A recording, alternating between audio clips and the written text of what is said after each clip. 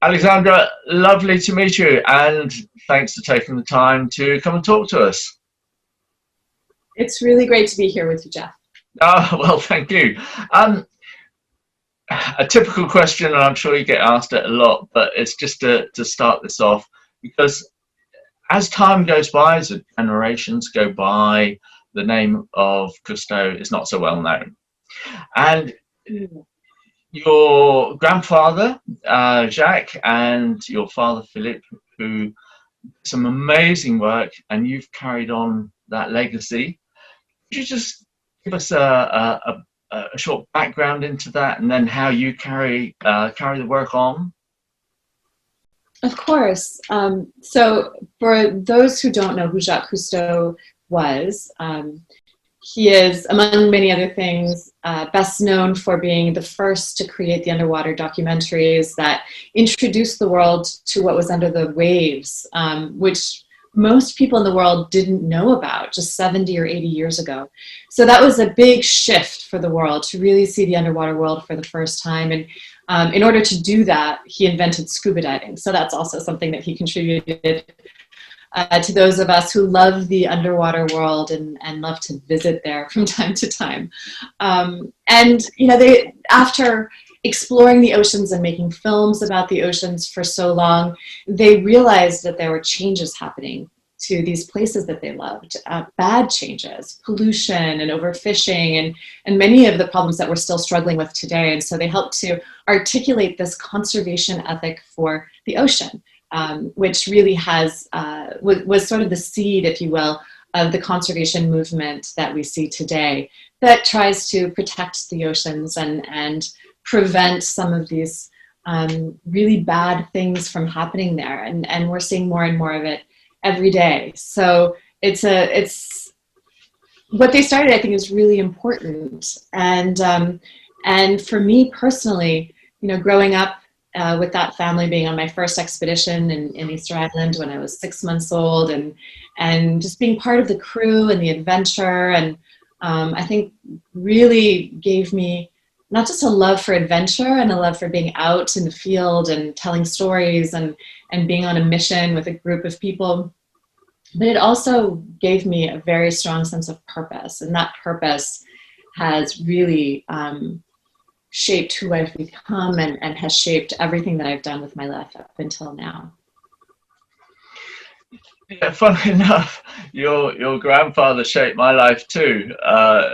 His influence on me as I was a youngster watching the programs, it made me do what I do. It formed my career. From those times of watching those amazing programs to now the work you're doing, how, in the most noticeable way, have the oceans changed in those short few generations? Well, so we've lost 50% of the ocean. 50% of the whales and the fish and the life that existed there when my grandfather first started exploring them in the 50s is gone. And so I think we have some real soul searching to do about how we manage our oceans and how we plan to address these problems moving forward, because scientists must agree that we have about 10 years to create significant changes in how our societies treat the ocean before we start reaching some tipping points from which it'll be hard to get back. And that's sort of the bad side. The good side, though, is that a recent study, peer-reviewed scientific study, that was published by our chief scientist at Oceans 2050 in Nature magazine last May, shows quite clearly that the science supports the idea that we can restore abundant oceans by the year 2050 if we do certain things over the course of the next decade. And it's not just that we will have abundant oceans, but economically it's also beneficial, with about a $10 return for every dollar invested in this. And so I think that the time has come now for us to shift gears a little bit and move from this idea of conservation and sustainability, that we protect what we have, which has been so important for the last generation, and start thinking about how we rebuild marine biodiversity and restore abundance to our oceans, which frankly, Jeff, is a whole new solutions pathway and a new way of thinking about what we need to do in the next decade to reverse these negative trends that we've been seeing accumulating over the past 20 or 30 years. That it would be an amazing goal. I mean, as you're saying, the best form of defense is attack. So let's not rest on our laurels and save stuff. Let's actually make it better, which would be an incredible thing to do. But in trying to do that, are you getting support from those that count? You know, the governments, the industries. Are they taking this on board? That's a really good question, and typically they've been the last ones to respond to urgency, things like climate change and oceans and biodiversity, pandemics. You know, they haven't shown to be very, very quick off the mark. But other industries are moving forward, and I think, you know, it's not just that we need to get governments, although we do. They need to pass better legislation, more ambitious legislation. I think corporations can do a lot more as well, for sure. And I think some of them are. But I also think that science has a huge role to play in starting to figure out how we measure things differently. So one of the things that we're doing at Oceans 2050 is advancing the science around understanding how much carbon a seaweed farm sequesters. So you may or may not have seen a whole raft of articles around seaweed as you know, a new nature-based solution for mitigating climate change, and it does promise to be that, but we really need to understand how and understand exactly what we can do to optimize these farms for carbon sequestration, but not in a way that scales too quickly and starts to create the same problems we've seen with agricultural practices on land. We want to see the seaweed industry starting to give us regenerative impacts in the ocean as they give us industrial feedstocks for plastic and fuel and nutraceuticals, cosmetics, food, you know, all sorts of different things. You know, kelp can be very much a solution to a lot of our problems in a way that doesn't harm the environment. But we want to make sure that that's done in a way that optimizes the restorative potential of seaweed farms. And so we're advancing that science to create a voluntary carbon market around carbon sequestration on farms. And that's one example of how I think we need to be thinking about the blue economy moving forward. You know, the blue economy is accelerating so quickly, and when I go to different ministerial meetings, I hear ministers from around the world talking about the blue economy in terms of sustainable exploitation.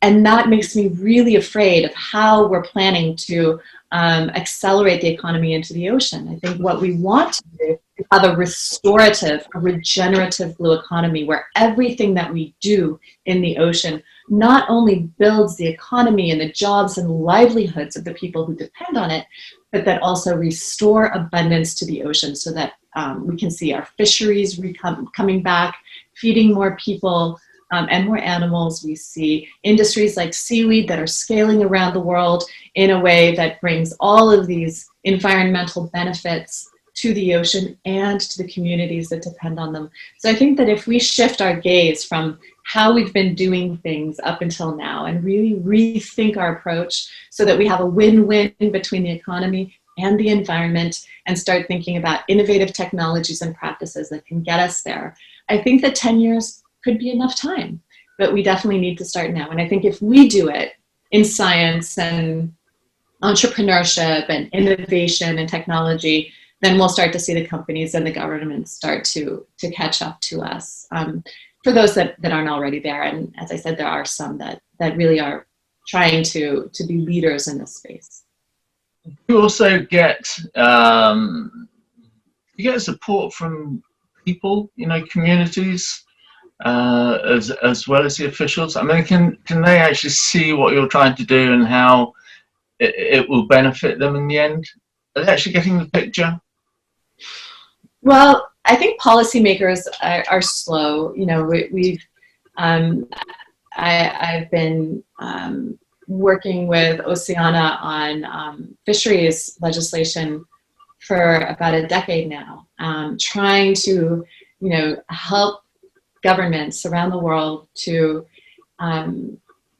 do simple things like implementing science-based quotas for fisheries and expanding marine protected areas and reducing bycatch so that their commercial fisheries can come back.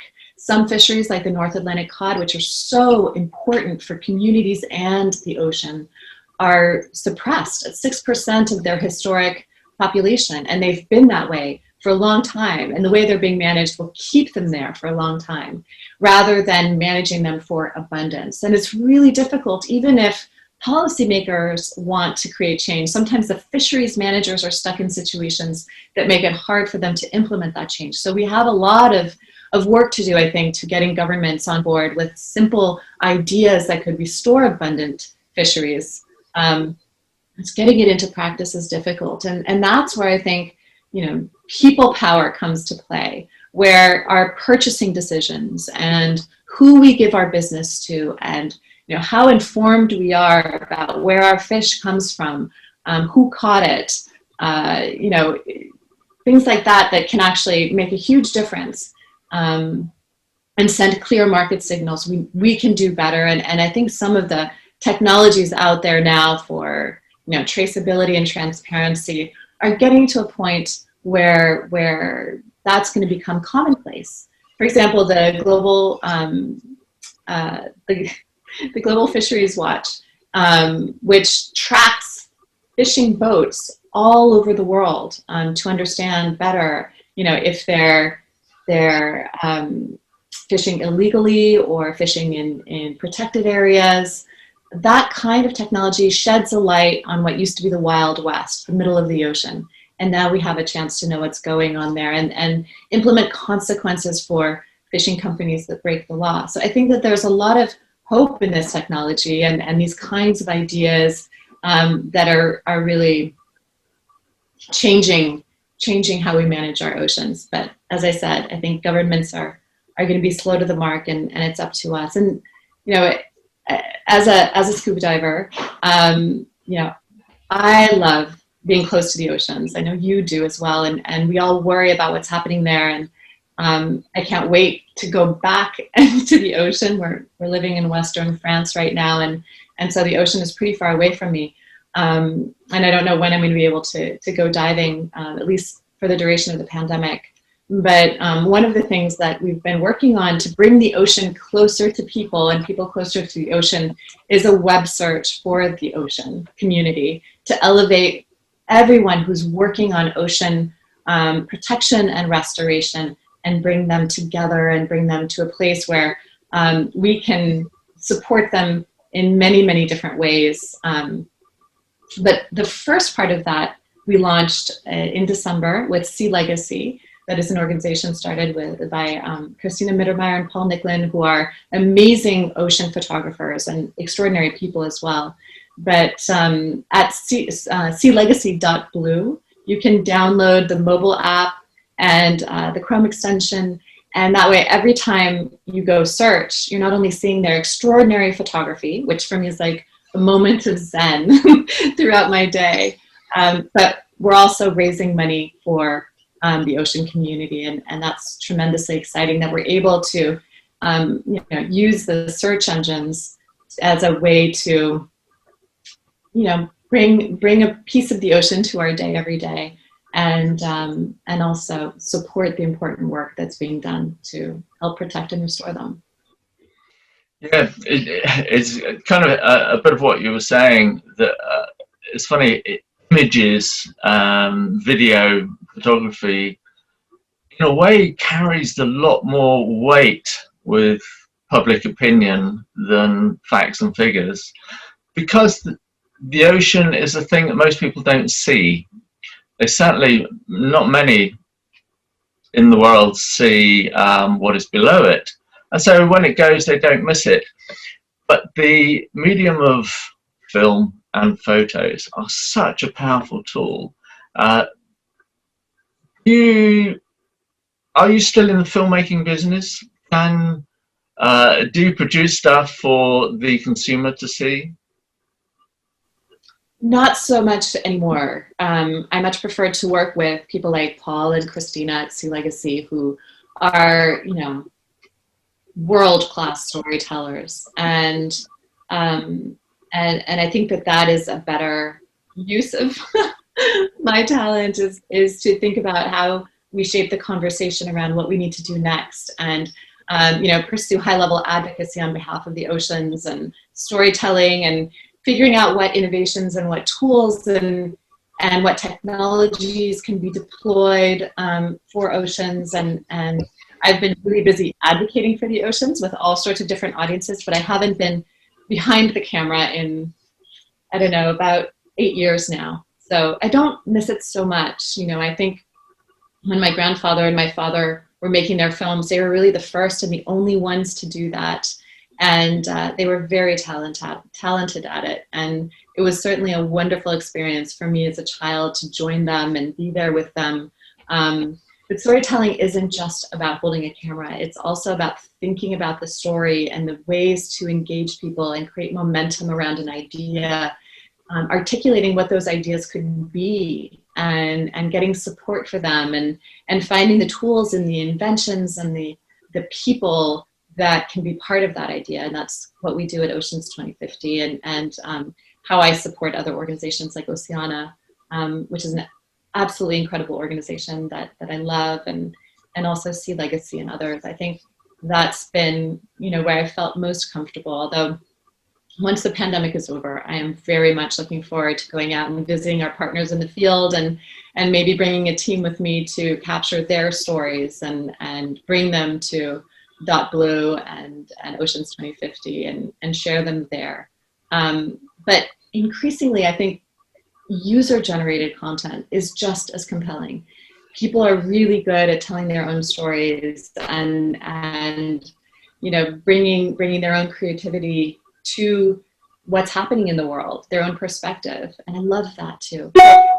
Storytelling is it's so many different things, and it's being expressed in so many different ways. And I think what's wonderful is that all of us can be storytellers today, not just, you know, Cousteaus for the ocean, which is how it used to be, but now everybody can tell stories about the ocean and what they love about it and what they worry about and how they're solving it and what they're bringing to the conversation.